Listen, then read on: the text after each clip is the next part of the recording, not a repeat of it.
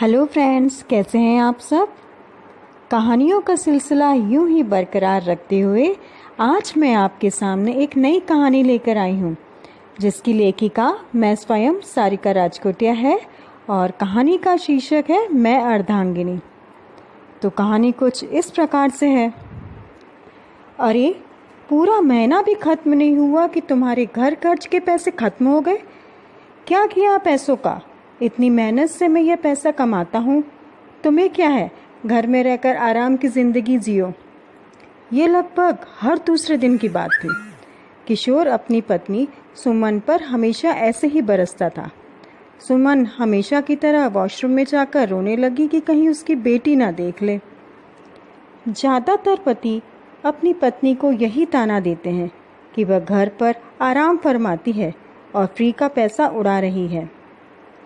एक पत्नी को मकान को घर बनाने में और घर में शांति बनाए रखने में कितनी इच्छाओं का त्याग करना पड़ता है, 2 घड़ी आराम से बैठने को भी नहीं मिलता। सास ससुर जी का ध्यान रखने में दिन निकल जाता है। तुम्हारा और दोनों बच्चों का ख्याल रखने के लिए क्या घर में नौकर है, और तुम कहते हो आराम से टीवी के सामने बैठे रहती हो। हमारे घर की औरतें काम पर नहीं जाती, ऐसा तुम गर्व से कहते हो, पर मैंने थोड़ा सा भी अपने ऊपर खर्च कर लिया तो महीने सुनाते हो। साड़ियाँ खरीदने जाती हूँ तो पसंद कुछ और आती है, ले कुछ और आती हूँ, कहीं घर का बजट ना बिगड़ जाए। मायके से जो कुछ मिलता है उसमें से जोड़ तोड़कर मेरे सारे त्योहार शादी ब्याह निपटा देती हूँ कि घर का बजट ना बिगड़ जाए। सुमन अपने आप से ही बातें करने लगी। मन बहलाने के लिए सुमन ने अपनी सहेली मीना को फ़ोन किया।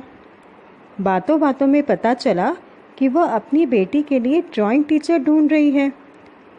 मीना ने कहा, सुमन, तुम्हारी बेटी तो अभी क्लास में ड्राइंग कंपटीशन में फर्स्ट आई थी ना, वह कहाँ सीखने जाती है? सुमन ने कहा, यह मेरा शौक़ है।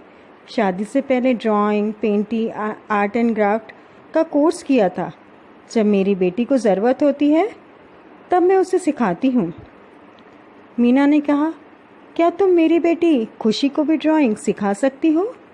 हाँ, बिल्कुल सिखा सकती हूँ, सुमन ने कहा। दूसरे दिन सुमन अपनी बेटी और खुशी को ड्राइंग सिखाने लगी। कुछ ही दिनों में बच्चे अच्छी ड्राइंग करने लगे तो मीना ने उसे धन्यवाद कहा और 500 रुपये उसके हाथ में दिए। मीना ने कहा, तुम में टैलेंट है तो तुम उसे आय के साधन के रूप में क्यों नहीं उपयोग करती? सुमन ने अब एक घरेलू सहायिका भी रख ली और घर के बाहर drawing, painting, art and craft teaching का बोर्ड लगा दिया। कुछ ही दिनों में काफ़ी बच्चे आने लगे, जिससे सुमन को अच्छी आमदनी होने लगी। दोस्तों, हमेशा रोते रहने या पति से लड़ाई झगड़ा करके घर की शांति भंग करने से अच्छा है कि अगर कोई बीच का रास्ता निकल सके तो वह रास्ता निकालें। अपने ऊपर आत्मविश्वास रखें। कोई भी काम छोटा नहीं होता। अपने शौक़ को ही आय का जरिया बनाया जा सकता है। अगर किसी खास विषय में रुचि है तो उसकी ट्यूशन दें। आप योगा और मेडिटेशन सीखकर खुद भी सिखा सकती हैं।